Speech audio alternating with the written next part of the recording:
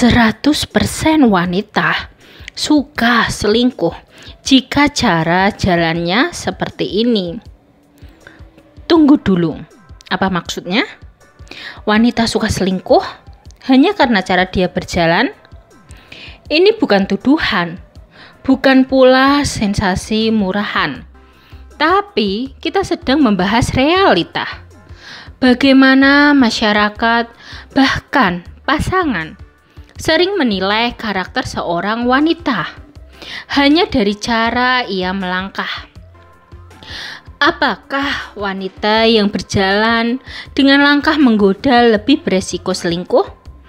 Atau justru masyarakat kita yang terlalu cepat menghakimi? Dalam video ini kita akan membongkar 5 hal penting. Bagaimana cara berjalan bisa memicu stigma?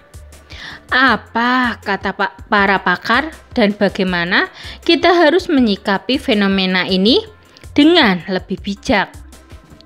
Poin pertama, persepsi sosial terhadap gaya berjalan wanita.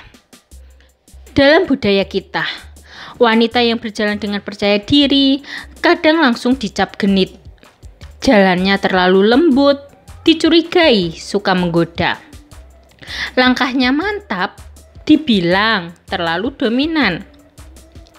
Padahal itu semua bisa jadi cuma ekspresi kenyamanan dan percaya diri. Menurut psikolog sosial Dr. Susan Fiske, manusia memang punya kecenderungan menilai dari tampilan luar. Tapi menuduh seseorang suka selingkuh hanya karena gaya berjalan itu tidak ilmiah, bahkan bisa berbahaya. Poin kedua, gaya berjalan bukan tanda menggoda. Setiap wanita punya anatomi tubuh yang berbeda. Ada yang berjalan dengan pinggul lebih bergoyang, ada yang jalannya cepat, ada pula yang pelan dan anggun. Apakah itu berarti mereka sedang menggoda? Tentu tidak. Menurut Dr. Albert Mehrabian, ahli komunikasi nonverbal, bahasa tubuh memang menyampaikan emosi, tapi tidak menunjukkan niat. Jadi, tidak ada korelasi langsung antara gaya berjalan dan moralitas seseorang. Ketiga, budaya menghakimi yang terlalu cepat. Lihat tuh cewek, jalannya goyang, pasti suka main belakang. Kata-kata seperti ini masih sering kita dengar. Sayangnya, bukan hanya dari laki-laki tapi juga dari sesama perempuan. Dr. Bambang Sergi Laksmono, sosiolog Indonesia, menyebutkan budaya patriarki menempatkan wanita dalam posisi serba salah. Apapun yang mereka lakukan, selalu ada celah untuk dicurigai. Dan saat masyarakat mulai mencampur adukan cara berjalan dengan moralitas, kita sedang menormalisasi penghakiman yang keliru. Poin keempat, gaya berjalan tidak menentukan kesetiaan. Sebuah riset dari University of Portsmouth menyatakan gaya berjalan mungkin menunjukkan suasana hati, tapi tidak bisa digunakan untuk menilai apakah seseorang setia atau tidak. Dr. John Gray, pakar hubungan, menyatakan bahwa perselingkuhan biasanya terjadi karena kesenjangan emosional, kurangnya komunikasi atau tidak terpenuhinya kebutuhan pasangan, bukan karena penampilan luar seperti cara berpakaian atau berjalan. Jadi, jika kita curiga pasangan hanya karena jalannya terlihat menggoda, mungkin kita perlu introspeksi. Apa sebenarnya yang kita takutkan?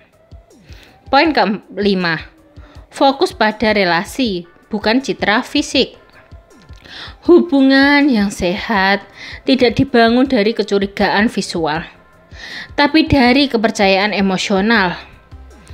Daripada sibuk mempermasalahkan gaya berjalan pasangan, lebih baik kita bangun komunikasi, kemesraan, dan kejujuran. Saling mendengarkan, saling menguatkan, dan saling menghargai, itulah fondasi utama kesetiaan.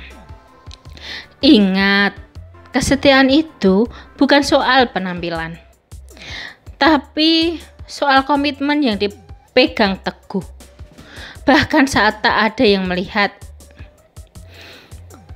Judul video ini memang terkesan provokatif, tapi pesannya jelas.